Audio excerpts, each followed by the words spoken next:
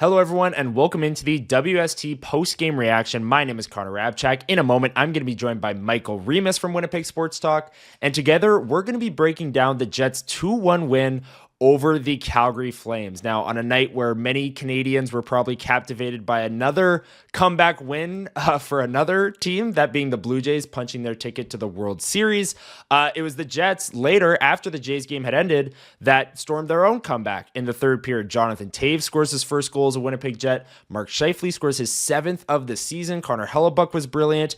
And the Jets, through 6 games, have already won their 5th straight game. They already have a 5-game winning streak under their belt, getting close to that 15-1 start that they had last year, a third of the way there with 5 wins. But let's bring in Michael Remis to break down this game. Remo, on the instant reaction, what are your kind of initial takeaways from this game tonight? I know you, Mariners fan, were watching the Jays game, of course. I'm sorry to bring it up, but it was a good night for 2 screens. Let's put it that way. 2. It was tough. I was watching at one point. I had the Blue Jays game on. I had the Jets game on. TV, the prime Monday Night Hockey with Buffalo, Montreal, the 2 Monday Night Football games. You needed a lot to follow everything, and I'm sure a number of people watching this managed to watch the Blue Jays advance to the World Series for the first time since 1993. And the Winnipeg Jets win 2-1. I really enjoyed your intro, how you compared the 2 comebacks. There was another comeback, Jonathan Taves as well, scoring his first goal in a long time and doing it in a Winnipeg Jets uniform, which I'm getting more and more used to seeing. But watching him play for the Jets, so awesome to see how smart he is in front of the net, just a casual tip in goal to tie the game. So it was certainly a great night. I think a night we'll remember for a long time, that George Springer home run, where were you moment, and how a lot of stuff happened during the intermission. And I'm watching the game, the Jets game, and you hear the Calgary PA announcer announce the score that the Blue Jays have taken the lead, and you really had that crossover of sports and fandom. So that was pretty cool, actually. Yeah, that was pretty cool. The moment inside the building. Let me just say this before. This is the Winnipeg Jets post-game reaction. We're not going to talk too much about the Jays. You guys will cover that tomorrow morning. It's hard not to. It's hard not to. I don't know. Yeah. I don't know what the viewership is going to be, but I imagine it's going to be like 10 million people. For the Sportsnet, for the Sportsnet broadcast. So, we don't want to get too deep. This is a Jets exactly. As you said, it is Jets reaction, but hard not to. Before we move on to the Winnipeg Jets reaction, though, let me just say this. If you had told 10-year-old me that the Toronto Blue Jays would punch their ticket to the World Series the same night Jonathan Taves scores a goal for the Winnipeg Jets, I think I would have lost my mind. The whole sequence of events tonight, from the Jays winning in the fashion they did, having 2 screens going, watching both games at once, and let alone Jonathan Taves playing for the Winnipeg Jets, actually scoring his first goal for his hometown team. An incredible story. And I think, Remo, that's where I want to start with today's post-game reaction. Was that goal that got the Winnipeg Jets back into it. Let me bring up the goal visualizer here. But a night filled with special teams for both sides. And the moment I knew that this was going to be a game with a lot of penalties was when Calgary took their second too many men call of the period. You don't see that very often. But Jonathan Taves, this was in the third power play goal. Second unit was out there. Nice shot from the point from Neil Pionk. And Jonathan Taves right in the middle there gets a stick on it, and it beats Dustin Wolf. Story aside from Jonathan Taves, which you can absolutely touch on, Remo, with his comeback and scoring for his hometown team, a big goal for the Jets, who are struggling on the power play in this game.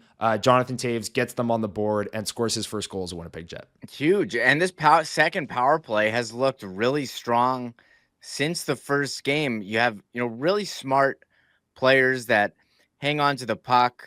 They don't turn it over. You see Nino Niederreiter and Nemestikov, the connection there on the entry. Gus Nyquist, solid as well. And Jonathan Taves just going to the net, and Neil Pionk puts a shot on. Just a soft shot on net for the tip. Almost reminds you of the shot he had on overtime of another Game 7 against the Blues that Adam Lowry tipped in. So, I mean, you don't have to blast it 100 miles an hour. Just put it in an area, and these guys are so good. They'll get a stick on it. And you felt that it was coming when he had that assist last game on the power play goal. Mm-hmm. I saw people from Chicago tweeting out, "Hey, that's vintage JT right there." And he talked post game how he feels it coming. He's not thinking as much. He's getting used to playing, and you saw it right there. And huge benefit. And you start thinking, okay, now you see guys like Adam Lowry skating. Could he be back early November? Cole Perfetti. I mean, how deep is this lineup? And they just keep winning the games they're supposed to. Now, Connor Hellebuyck, I think, he had a huge part in this win, but he's part of the team. He's the MVP, and you're going to have to rely on him some nights more than others. But the Jets hung in there in the third period, and anything can happen in one period, and they were able to capitalize on one of their power plays while denying Calgary many of their power play opportunities. So, 5-1. I didn't think they'd come close to the start they did last year, but they're certainly taking a run at it. And with the opponents this week, Connor, in Seattle, who's been on a real long road trip here, and Calgary again, you got Utah. They certainly, Chicago, Pittsburgh, LA's had a tough start. I don't think they're going to replicate what they did, but they're certainly going to give it a pretty good go here. So really impressive that 5 wins in a row after the opening loss to Dallas. Yeah, and I said I brought up the schedule on WST Sunday Live, and we kind of ran through it, and I said, the Jets' tougher part of their schedule, or the easiest part of their schedule by far, are these first couple of weeks of the season. And there's never a good time to be missing Adam Lowry and Dylan Sandberg and Cole Perfetti. But if the Jets can walk away with some wins, I think I even said before the season, if they were 500 by the time those guys came back, I would have been okay with that, because I think the Jets, those 3 players have such a big impact on winning and losing for the Winnipeg Jets. But they're finding a way. They're finding a way, and it's not pretty sometimes, as seen by the power play tonight at times before Taves' goal, and Connor Hellebuyck needing to be amazing on the penalty kills at times, and all of those things. It hasn't been pretty, but they've won 5 straight games, and you can't take that away from them. And you also can't take away the fact, nor should the Jets apologize for having the reigning Hart Trophy winner at the highest impact position in hockey. That's in net, and that's what Connor Hellebuyck did tonight. Let's go to the Jets' second goal, Remo, that got them the lead with just under 5 minutes remaining. It was Mark Scheifele, who we've talked about 2 episodes in a row now, is on an absolute tear. His 7th goal of the season, a great 2-on-1. Connor to Scheifele. How many times have we seen this over the course of these guys' career? Mark Scheifele, the all-time leading scorer in Jets 2.0 franchise history, and it's because of plays like this, capitalizing with Kyle Connor on a 2-on-1. And as you see there, Josh Morrissey with an assist way back in the play. That's career assist number 295, making him the Winnipeg Jets 2.0 franchise leader for assists by a defenseman, passing Dustin Byfuglien. So we had another record broken tonight, that one by Josh Morrissey on the secondary assist on this goal. But your thoughts, Remo, on this one? Gave the Jets a 2-1 lead and was the eventual game winner. Yeah, and these guys are such lethal scorers. And what is this, the 3rd or 4th game in a row that we're talking about a beautiful pass from Kyle Connor, who's known as a scorer, and here he is. And they set up a pretty perfect 2-on-1, and Mark Scheifele, was asked after the game about this hot start he's having. 7 goals, 10 points. It's 5th in the league right now. And he says, I play with great players. And, he credited Wheeler for giving him so many tap-ins when he set the record for franchise points. And here it is again, just going to the net, and Kyle Connor makes a great play. And these guys have had such a connection throughout their time with the Jets, and it's great for the organization that these two are going to be together now that for the foreseeable future. Now that Kyle Connor signed his extension before the season, so they're such a great match. They're a threat to score every time, and you look at the Jets, what expected goals numbers, and they seem to always have above average finishing. And when you have players like Kyle Connor and Mark Scheifele, and you see that chemistry on the ice together, that's why they're able to pot so many goals. So that was just a great play.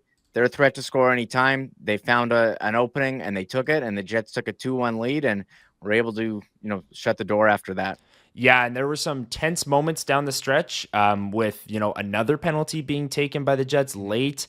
That one by Jonathan Taves. I believe it was a slashing. They might have called it holding. They called a few holdings tonight as well. But that one saved a goal, if you will. Rasmus Anderson kind of wide open in the slot. Did this slash affect the shot?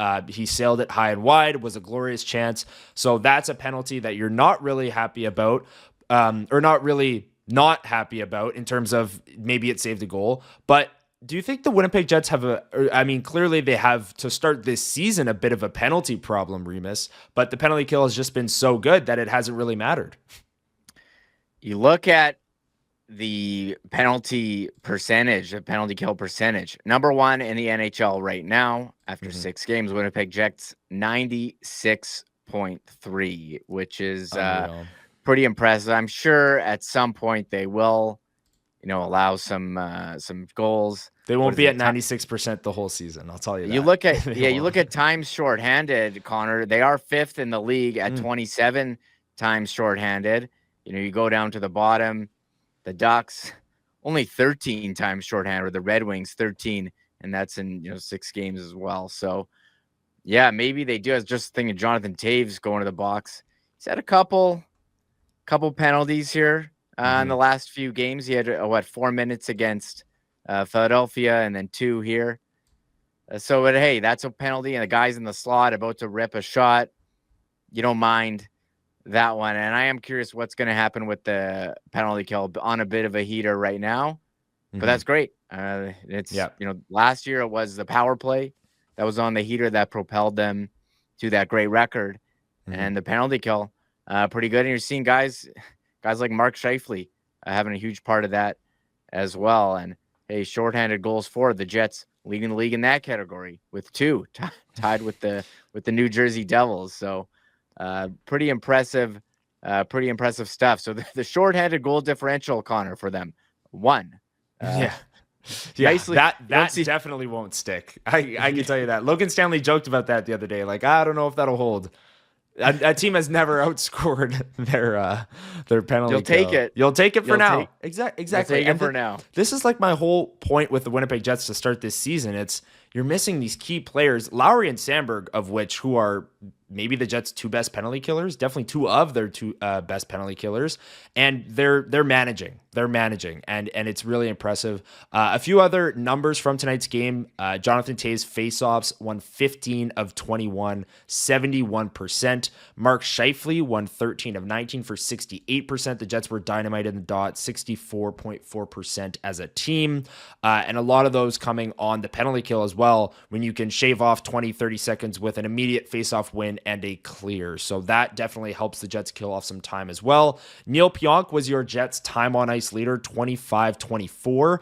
And the low, I bring up the time on ice to bring up the team low in time on ice, Remis, Brad Lambert at 7 minutes and 43 seconds. Now, Scott O'Neill said after the game, it sounded very genuine when he said, I feel bad for Brad Lambert. There were so many special teams, so many penalties, so many special teams moments in this game that Brad Lambert, not on the penalty kill, not on the power play, didn't really get an opportunity to showcase his skills in this game because there was just really no flow and rhythm to this one. But is there anything to take away, Remis, from Brad Lambert's 7 minutes of play? I'm sure we'll see him again before going down to the Manitoba Moose, because the way Scott O'Neill sounded after the game, he genuinely felt bad that there were so many penalties that Brad Lambert only played 7.5 minutes in this game. Yeah, each team had 5, power play opportunities. And it makes sense. You look at his ice time. Yeah, doesn't play on the power play. He's not on power play 2. He doesn't kill penalties. I like that they called him up and they seem to be rotating guys in. Chibrikov got a shot. Parker Ford in there. Now Lambert. And you almost start playing the game. Okay, who comes out when Perfetti comes back? He started skating. And whoever is in that spot, I think would be the candidate. So look, Lambert, he didn't have, the best season with the Moose, but no one on the Moose did last year. And maybe he's put in some work this off season. So it's hard to evaluate, in 7:43. It has been interesting, Connor, though. Like the Jets have been so balanced with their line deployment. Morgan Barron, 11:46, and Cole Koepke, 10:43. Those are the other low. And again, you look at The Jets defense, Logan Stanley at he played 14-12. Hayden Fleury 14-26. Luke Shen 14-22. It's amazing how even it is, and that hasn't been the case for the Winnipeg Jets of old. So I think it's just circumstances for Lambert, and he'll get more opportunity in the future. Yeah, and I asked Scott Arniel about the time on ice distribution after the Nashville game on Saturday, because the team low, or the forward low in that game was, I believe, Cole Koepke with 11 and a half minutes. And you don't see that around the NHL. You see a Brad Lambert with 7 minutes of time on ice. You see that happen around the league where teams are just not playing certain guys down the stretch. But the Winnipeg Jets have, with Bonus and now Arniel, have created kind of this on-ice culture of everyone chipping in, and Arniel really carried that forward with putting Scheifele and Connor on the penalty kill. There are a lot of players that chip in on the penalty kill, on the power play, different units, different situations. They want to be able to trust everyone on the ice in multiple situations, needing a goal late, trying to protect a lead late, being on the penalty kill, being on the power play. And that helps them evenly distribute this time on ice really across the team. And it's great for fresh legs. It's great for when you need Kyle Connor and Mark Scheifele to make a big play with just under 5 minutes left. They have the legs to do it. Mark Scheifele has the legs to beat his guy to the back post, and all of those things. And it's something that'll keep your players fresh throughout the season as well. So I do like what I'm seeing from the Jets, even time on ice distribution throughout the season, even if tonight Brad Lambert was a bit of a victim of that, and the special teams really bit him. But we'll see if he gets some time in the next couple of games here as the Jets play 3 games in 4 nights. We'll talk a little bit more about that coming up here. But before we do that, we got to get to our segments. Let's get to this one right now. The hardest working Jet. The hardest working Jet of the game. This is our Hard Hat Award. Could be an unsung hero, could just be your straight up player of the game. Let us know in the comments down below, who was your hardest working Jet in tonight's game? Remis, I'll let you go first on this one. Who do you got for your hardest working Jet? I'm going with Connor Hellebuyck, the goalie. Faced a lot of shots, 33 total, stopped 32 of them. A number of power plays for Calgary, and he is the rock back there. He is the team MVP. He showed up for this one, and you look at goals saved above expected on Money Puck, 2.27. Impressive stuff. He's been very solid to start the season, and I'm sure the next time they play Calgary, it's going to be Comrie, but he's been great and certainly defending his Vezina title here. Yeah. Do we start talking about yet another Vezina for this guy? It's been incredible what he's doing. Just very solid, very consistent. You know what he's going to get. He's in every game. And, I'm going with Connor Hellebuyck here as the Jets were giving up the shots, and he's been very strong. And even when he gave up 5 goals to Dallas, he was the reason why that game was close. He had a positive goal saved above expected in that game, if I'm not mistaken. So the Jets gave up so many chances that 5 goals wasn't enough for analytically Connor Hellebuyck to have a bad game, which is just crazy to say. He's so consistent. Like you said, he's a workhorse. Tonight, another 2 goals saved above expected. Both Money Puck and Natural Stat Trick had Calgary at around 3 expected goals, and they ended up with just 1. And Scott Arniel, Mark Scheifele, Jonathan Taves all spoke to how brilliant Connor Hellebuyck was on the penalty kill post-game. So your goaltender has to be your best penalty killer. All 3 of them probably used that saying because it's very cliche. And Connor Hellebuyck was in this game. My hardest working Jet, Remo, is going to be more of a legacy pick. It's Jonathan Taves. The hardest working part is him getting back to this moment, taking 2 years off, getting his body healthy, coming back to his hometown team, and he scores a goal in tonight's game. And the hardest working Jet is also very much an eye test award on a game-by-game basis, and I saw him win a lot of faceoffs. I brought it up earlier. 15 for 21 in the dot. He's been everything advertised in the faceoff circle. You knew the Jets were going to be a better faceoff team with Jonathan Taves in there, but also the goal. He's penalty killing. He's on that second power play that scored the goal. The timing seems to be there. He's a little bit more poised with the puck. So liking what I'm seeing from Jonathan Taves, but like we said, this is going to be a process. Scott Arniel even talked about that after the game. buying into more of what we're seeing from Jonathan Taves, maybe in game 70 than we are in game number 6. But so far, so good. Got his first tonight as a Winnipeg Jet. Now, Remis, it's time for our second segment. It's our standout stat of the game as we put our glasses on and read all the fancy numbers. What's your standout stat of the game? We talked about it a lot, but it has to be the Jets penalty kill, bailing them out again this year. 5 for 5, perfect. We went over the numbers before in the NHL, been number 1. It certainly helped the team on this 5-game win streak. So, we talked about this quite a bit. I can go with face-off percentage as well. Jets dominating the dot 64.4, and that was a concern. You mentioned Taves numbers. There's many to choose from, but I think the penalty kill has been very key to the Winnipeg Jets' success so far this season. Nice. Yes. The penalty kill has been awesome. I'm going to go with the other special teams unit and just solely focusing on this game. The Jets went 1 for 5. They had 28 shots on goal in the game.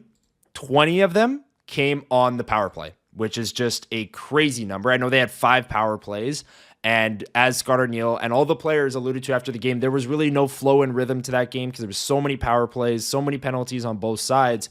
But for 20 of your 28 shots in a game to come off the power play, no matter how many you had, is pretty incredible. So also 14 of their 17 high danger chances in the game came off their power play as well. So they were getting shots on goal. And then the 5-on-5, Scott Arniel talked about there being really no rhythm. That showed in the numbers as well because the Jets did not generate nearly enough at 5-on-5 in this game, but generated a lot in the power play. Hellebuck was brilliant. Penalty kill, like you brought up, Remis, for your standout stat of the game. But 20 of their 28 shots coming with the man advantage. That's my standout stat of the game. Now, Remis, let's look ahead to the Winnipeg Jets and their upcoming schedule here. They're now going to get a 2-day break, which is rare in this current climate with the condensed schedule. They have 2 days without a game, and then they're going to return home and take on the Seattle Kraken on Thursday night.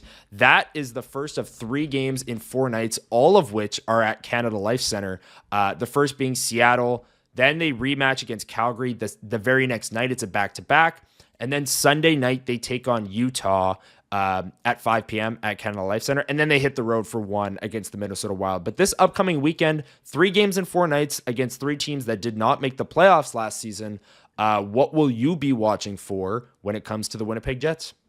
Yeah, Seattle's been on this wild road trip here. They were just in Toronto, wearing they were Montreal, Ottawa, Toronto, Philly tonight, and then Washington Tuesday, a back-to-back, and then the Jets Thursday. Wow. So this is a 6-game road trip, and the Jets kind of advantageous for them to be the last team. I'm curious what Seattle is going to have in the tank, and Utah, I'm really interested to see a lot of people picking them to take a step towards the playoffs. They signed the rumors of the contract that was offered to Logan Cooley, Dylan Guenther, but that top line's been doing pretty well with Schmaltz and Keller, well coached. Utah, I'm looking forward to seeing, and Calgary, I don't know. You look at their defense. I know they were close to the playoffs last year, but I don't think it's going to happen for them. They do have a lot of draft picks to retool, and we talked a lot today. I want to pick Sports Talk Daily with Pat Steinberg. The way the season has started for them, do they look to trade some of their pending UFAs like Erasmus Anderson? So, hey, you still have to show up and play. It was a nice road win for the Jets, probably capable of more, and they would say that. But, hey, you get the 2 points. They're off to a good start, and you have some teams that, as you said, last year were not in the playoffs, and a good time to bank points for them before you start, really ramping up the schedule, as they've only played Dallas once. Colorado off to a nice start in your division. So the Jets they're looking pretty good. I'd like to see them continue to improve and get better. And I'm curious how Seattle's going to look on that Thursday game at home for Winnipeg. Yeah, I was one of those people that kind of picked Utah to make the playoffs this year, took Logan Cooley and Dylan Guenther in my fantasy hockey league. So I'm excited for that game Sunday as well. Usually the Sunday games are the marquee matchups, but Utah's a young and exciting team. Always love watching them. And then Calgary again. I mean, I thought They're 1-6 on the season now, but I thought that they brought it tonight in terms of effort. They were in that game. Clearly, they were winning 1-0 for the majority of it. And the Jets, good road win, won it late with a comeback victory. But Calgary, they've got some stuff going on there with some effort issues, with Sharon Govich being a healthy scratch tonight and all of those things. So very, very interesting to see how they come back at the Jets. And the Jets that night will be on the second night of a back-to-back. So lots to watch for this weekend, Remo, as the Jets return home.